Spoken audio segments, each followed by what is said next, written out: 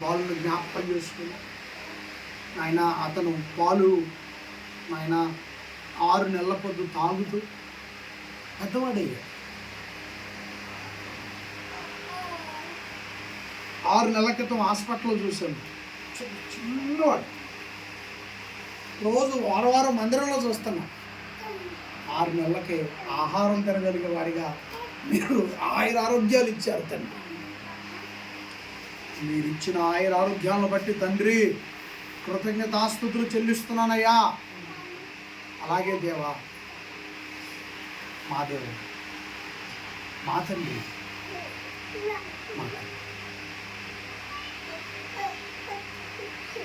యేసు ప్రభు చిన్న పిల్లవాడికి చూపించిన ప్రేమను బట్టి స్తోత్రములు. పరిశుద్ధాత్మ వారు ఆ చిన్న పిల్లవాడిని పరిరక్షించారు. దేవా స్తోత్రములు.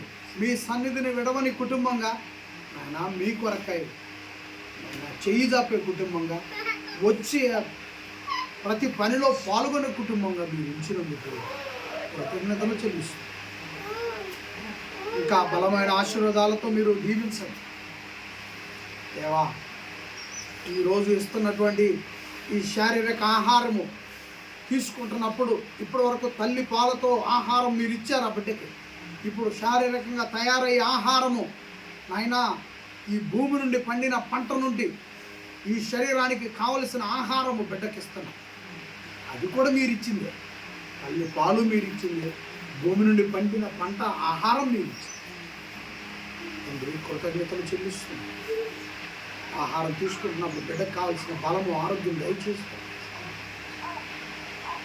అన్ని విధాలుగా మీరు అడుగుతారు. యేసు ప్రభు నామమున ప్రార్థన అడిగి వేడుకొనుచున్నాను. ఆమేన్.